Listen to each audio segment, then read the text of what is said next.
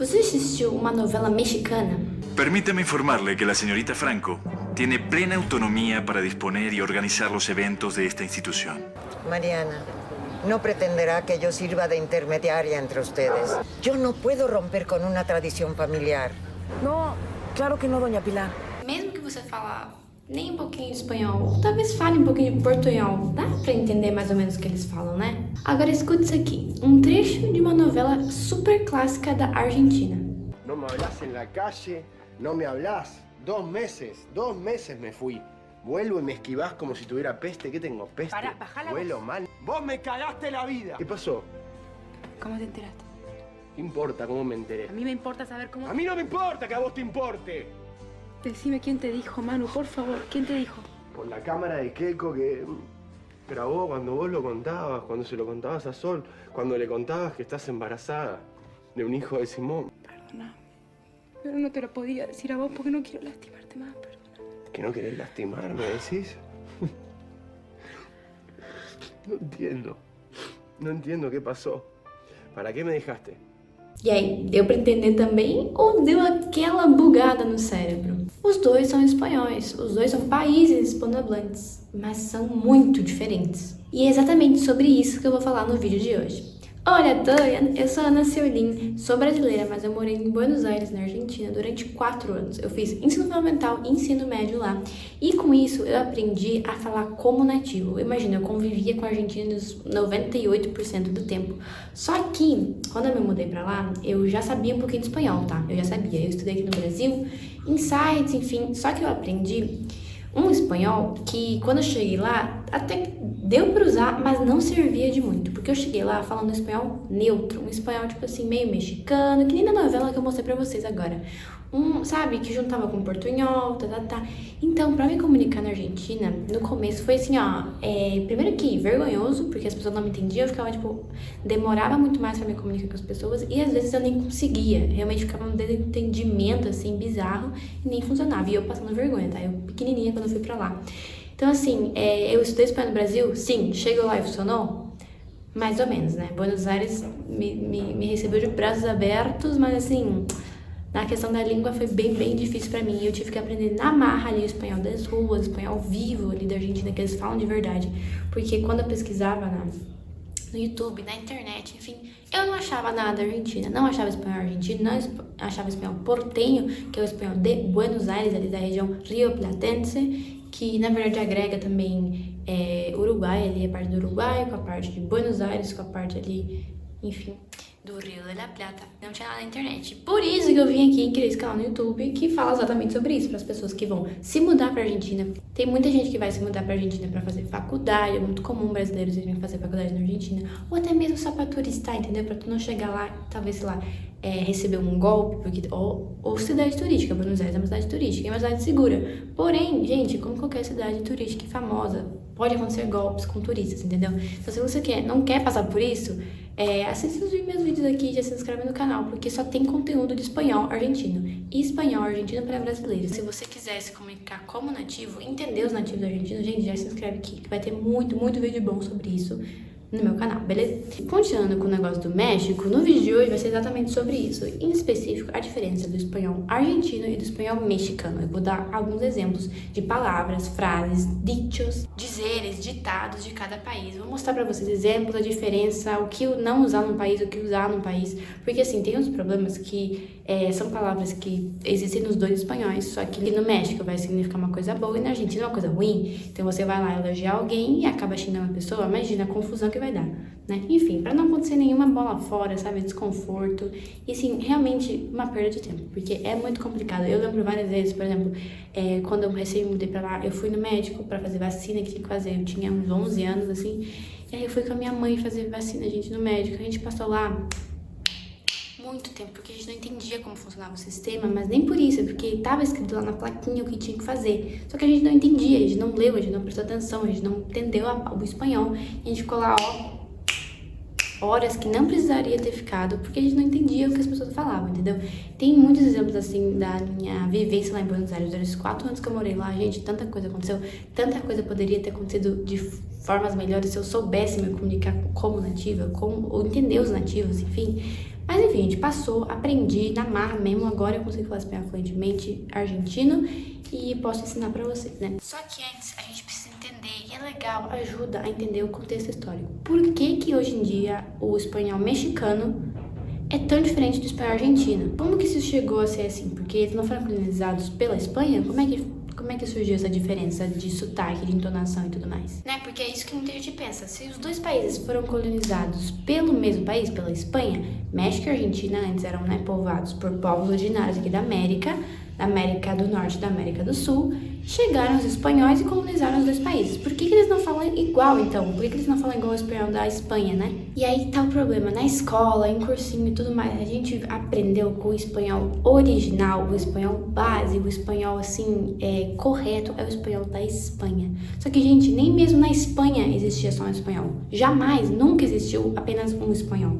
Mesmo na Espanha, lá, que a gente fala que é o espanhol o primeiro e o resto deriva do espanhol da Espanha. Não, gente, até na Espanha existiam vários tipos de espanhol. Tinha o castelhano, tinha o catalão, tinha o galego, tinha o basco, tinha vários, assim, em cada região da Espanha. Vou botar uma fotinha pra vocês, espero que eu ache uma foto boa que explique isso. Mesmo na Espanha, em cada região já se falava um espanhol diferente. E, assim, com diferenças grandes entre elas, de pronúncia, de palavras, de estrutura. Então, assim, nunca existiu apenas um espanhol. E o espanhol que foi levado pra América foi um espanhol fragmentado. Quando a Espanha chegou na América, o México, ele era meio que o centro. Ele foi o centro do poder espanhol da América. O vice-reino da Nova Espanha. Gente, o quanto eu estudei isso lá na Argentina em histórias, não tem ideia, mas sim, vice-reino, virreino de Nueva Espanha, virreino de Nueva Espanha, que é o vice-reino da Nova Espanha, foi o México. E a elite dessa época usava uma língua mais formal, e o espanhol acabou sendo uma coisa assim mais administrativa mesmo. E, como eu falei, obviamente antes no México, antes de ser colonizado pela Espanha, tinha um monte de povos originários. E aí foi misturando a língua espanhola que veio da Espanha, fragmentada já, com ali a língua, o dialeto e a entonação e os sons, na verdade, das várias línguas originárias do México, que acabou influenciando muito o vocabulário e o ritmo da língua. E hoje em dia, o que as pessoas costumam falar que o espanhol mexicano soa mais claro, mais linear, mais didático, entendeu? É o mais padronizado, assim. Já a Argentina é outra história. A Argentina é um país bem mais jovem, digamos assim, linguisticamente. Porque o espanhol argentino era uma coisa antes da chegada dos italianos. Com a migração, ali no final do século XIX, começo do século XX, que veio, assim, milhões e milhões de italianos para a Argentina, o sotaque mudou drasticamente. Imagina, mais de 50% do país, mais de 50% da Argentina tinha origem italiana. E, como eu falei, também veio fragmentada a Itália. Não era só um italiano, eram vários, de várias regiões da Itália. Então tinha muitos dialetos ali, tudo misturado num país só, Argentina. E foi influenciando, sim, ali a entonação, a emoção, os gestos de falar no espanhol argentino. Até por isso que as pessoas falam que o espanhol argentino é meio cantado, igual o italiano. E uma diferença que eu vejo, assim, gritante entre o espanhol da Argentina e o espanhol mexicano é o famoso você, ó. Que é o que acontece. Por exemplo, se você fala assim... Se você aprende o espanhol mexicano e você quer mandar alguém, tá? No imperativo, você quer mandar alguém sentar, tá? Então, senta, tá? No espanhol mexicano, seria siéntate. Já no espanhol argentino, muda a sílaba tônica. Então, ao invés de sentate, vira sentate. Esse é o você, ó. Mudou a sílaba tônica. Eu vou de sentate pra sentate. Outro exemplo, tu fala, quer mandar alguém calar a boca. Então, normalmente no espanhol mexicano seria cállate, né? Cállate. Ou cállate. Já no espanhol argentino fica cállate. Isso é não é um erro, porque não tá errado falar cállate em vez de cállate. Mas quando você chega na Argentina, se você falar cállate, as pessoas vão te olhar meio estranho. Tipo, estrangeiro esse aí não é nativo. Esse aí, ó, ojo. Não sabe o que significa ojo?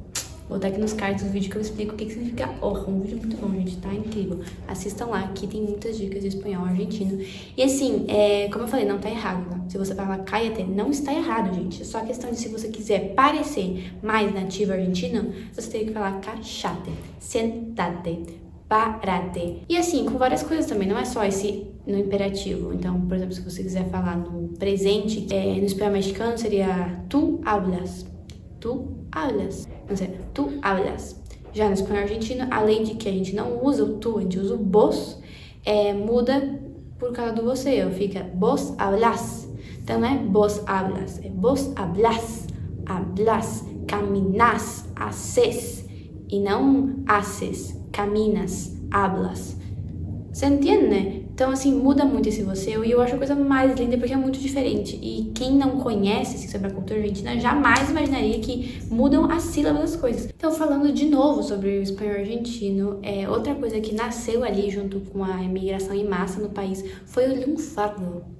Lunfardo. O lunfardo é uma mistura de todas as línguas das pessoas que migraram para a Argentina. É italiano, é francês, é línguas de várias regiões da África. Então, assim, é uma mistura colossal de línguas e culturas que foi criado para meio que se disfarçar, despistar, falar em código, assim, para as pessoas, assim, da ditadura não entenderem, as pessoas, os policiais não entenderem. Nasceu como uma língua marginal, o lunfardo, basicamente, mas hoje em dia é identidade nacional e qualquer pessoa pode usar.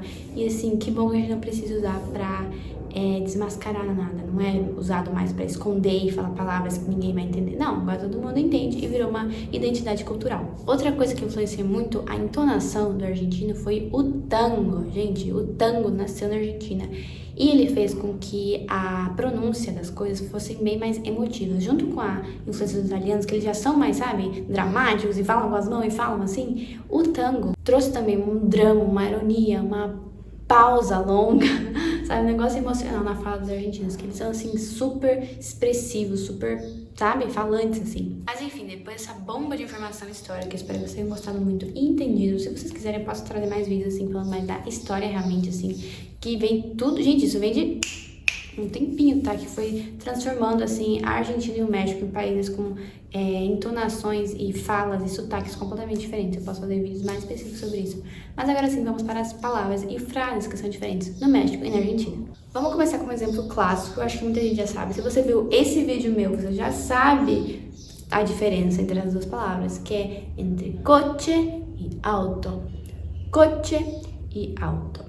Então, na verdade, tem regiões do México que também falam carro. Carro. É exatamente como se escreve no português, só que daí tu usa o R em vez do R, né? O nosso 2R's tem som de R, o 2R's deles tem som de R. Então, carro ou coche vira auto na Argentina. Mas como eu falei no outro vídeo, vou repetir aqui pra quem não viu, coche pode ser usado como vagão de trem. Então, quando você fala, normalmente, assim, vagão de trem de carga, tá? Não de pessoas. Normalmente, sabe, você fala assim, ai, nossa, o vagão do trem tá cheio de madeira, por exemplo. Então, el coche del tren tiene madeira. Um exemplo, assim. Mas não é muito usado, não. Não sei se não é uma palavra que você vai usar muito, vagão de trem.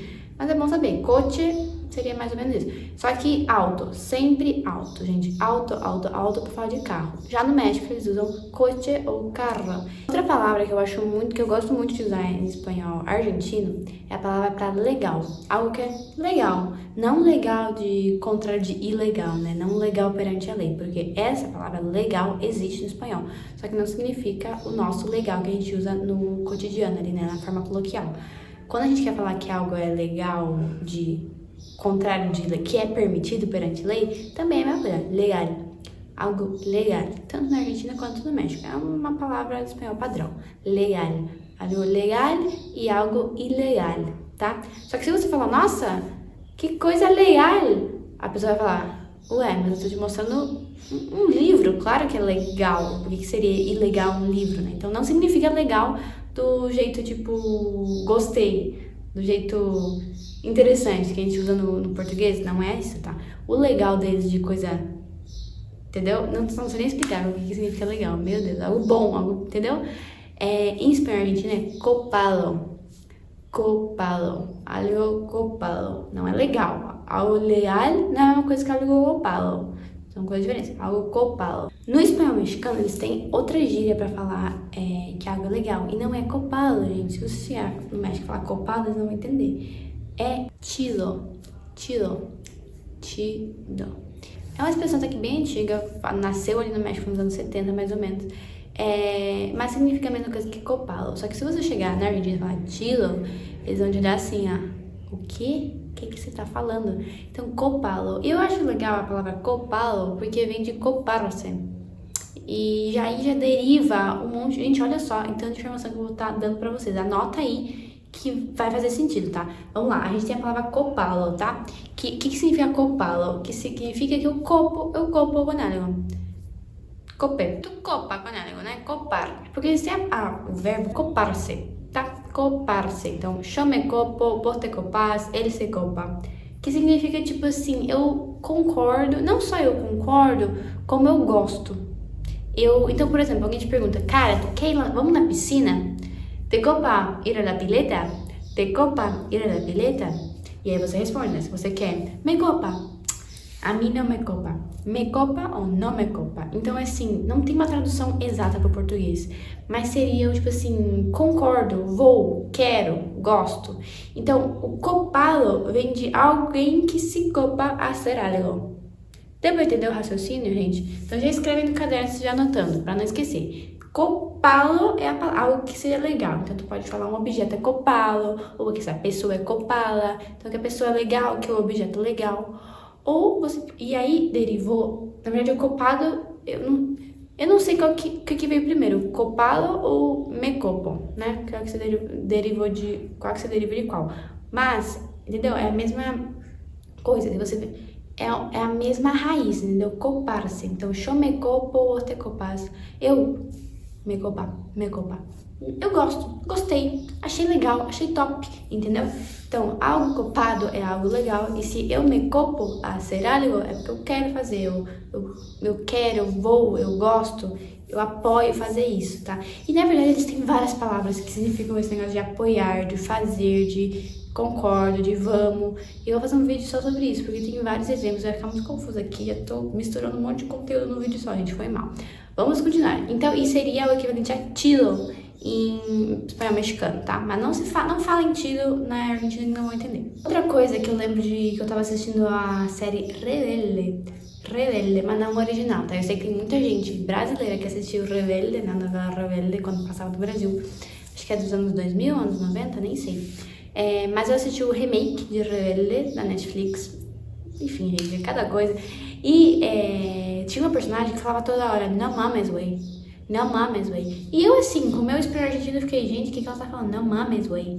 Não mames, wey. E aí depois me dei conta que não mames, wey é tipo assim, para. Não, tá brincando. Não brinca, pelo amor de Deus, não brinca, sabe? Sério? Não. É isso, não mames, wey. Só que parece pra mim interessante, tipo, não mames, wey. Enfim, ela falava toda hora. E aí eu fui, né, traduzido pro meu espanhol argentino, né? Que seria o não me jodas. Não mames, wey. Não me jodas. Que significa, tipo assim, não significa a mesma coisa, mas significa a mesma coisa. Não significa, não tem o mesmo significado as palavras, a frase, mas a frase significa a mesma coisa. Que tipo assim, pelo amor de Deus, não, nem briga, sabe? Tô nem aí, sabe? Não mames, wey. Não me jodas. E a palavra joder também, gente, significa um monte de coisa, pelo amor de Deus, significa um monte de coisa. Eu sei que ela pode parecer uma palavra feia aqui no português, mas se tu troca o J pelo F, parece, né, mas não é tão forte como parece. Joder e roda e todos os derivados dessa raiz de rod, não é tão pesado quanto no português, então a gente pode ficar tranquilo, só não é palavrão nem nada. Então, assim, eu já falei que significa rola aqui, né, já mostrei aqui não me lembro qual vídeo eu falei, mas eu falei que significa rola, que é festa, é sair com teus amigos, rola, salir de rola, então é tipo festa, é uma juntada com os amigos e tudo mais, rola, salir de rola, só que também tem muitos outros significados, então, por exemplo, quando tu quer falar, tô brincando, tu fala, não, rola, era só de uma rola. Que é tipo, tô brincando, brincadeira, hein? Tô brincando, te peguei, era só brincadeira. Rola, era só rola. Então já tem dois significados. E tem não me rolas, que dependendo da entonação, pode ser sim um pouco agressivo ou não, entendeu? Porque se você falar, tipo, não me rolas ahora.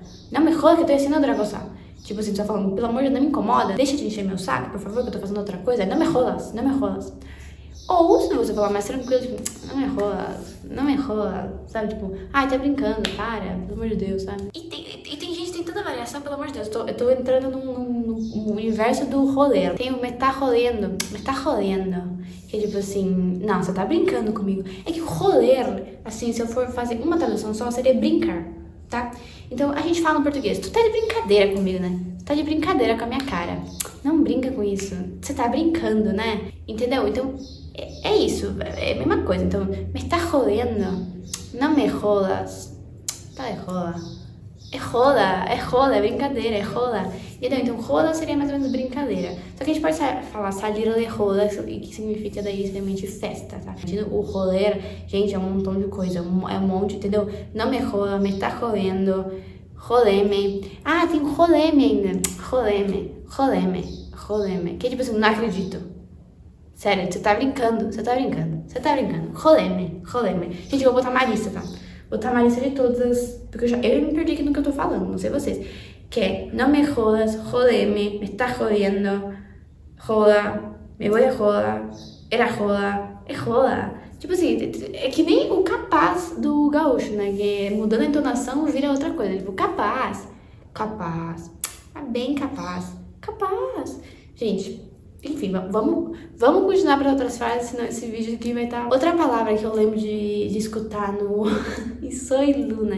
Quem já assistiu aí a série Soy Luna ou Violeta? Comenta aqui nos comentários que eu quero saber quem já assistiu Soy Luna, gente, ou Violeta, que são aquelas novelas argentinas que foram bem famosas assim no Brasil. E eu lembro, assim, que a principal personagem de Soy Luna, ela é mexicana e ela se mudou para Buenos Aires. E eu lembro que eu comecei a aprender espanhol, inclusive, eu assistindo essa série. E eu lembro que eu falei, nossa, aprendi uma palavra muito legal. Eu fui lá mostrar pro meu irmão, pra minha mãe, sei lá. Aí eu fui lá, olha só, sabe como é que fala sério? Quando você quer perguntar, nossa, sério? Pra alguém em espanhol, tu fala neta. Neta. E aí, eu achei super legal, revolucionário. Falei, nossa, eu sei falar espanhol, sou fluente.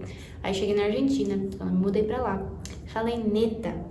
Gente, assim, ó, se arrependimento matasse, loucura, assim, eu lembro que eu tava numa rodinha, assim, de amigos, tava recém, sei lá, a primeira semana deu na Argentina, e eu falei, neta?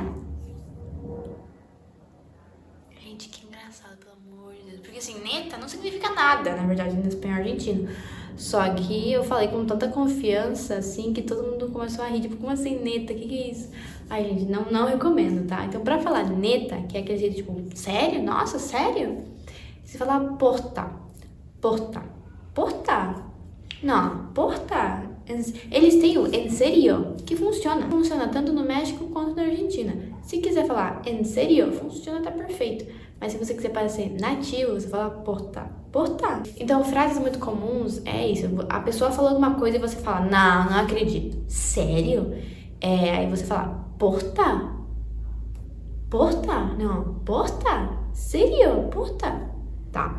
E você pode falar também no meio da frase. Então, você só realmente substitui a palavra sério por porta. Então, não, sí, es porta que el otro día estaba lloviendo mucho. Es porta. Ou quando você quer falar assim, a verdade é que assim, então, porta também é sinônimo de verdade, tá? Então você pode falar assim, la porta que ayer choveu mucho. Ou você pode perguntar assim, me estás diciendo la porta? Me estás diciendo la porta? Então, me estás diciendo la verdad? Me estás diciendo la verdad? Me estás diciendo lo correcto? La porta? Então, porta pode ser tipo assim, verdade, pode ser tipo sério. Então, tipo, verdade. Eles falam muito, tipo, la verdad que no, la porta que no, la porta que sí, la verdad que sí. Eles falam muito, la verdad que sí. E é uma coisa que a gente não fala no português, né? Tipo, verdade que sim. Verdade que não. Como assim, a verdade que não? Então, por isso que não dá pra traduzir tudo, gente. Às vezes, tem que ter uma mentalidade de realmente pensar que você não tá falando português traduzindo pro espanhol, você está falando espanhol. Então, jamais eu pensaria assim, em falar, a verdade que não. Como assim, é verdade que não? Não faz sentido, né? Mas eles falam toda hora, la porta que não, la verdad que não, la verdad que sí, la porta que sí. Enfim, vai anotando aí. E que seria o equivalente a neta no espanhol mexicano, seria o porta do espanhol argentino. Que eu acho muito legal de falar, gente, porta. E no começo, quando você ainda não sabe fazer o deles, o S, esse S que vem antes de consoantes do espanhol argentino, que vira meio como 2 R's, vai parecer bem forçado, né? Porta. Que daí parece até porta, parece que tá falando porta, né? Porta. Só que Quando você vai praticando, falando, repetindo em voz alta, você vai acabar conseguindo fazer de um jeito mais natural, mais nativo, mais, assim, fluido, entendeu? Então, de porta vai pra porta. Porta.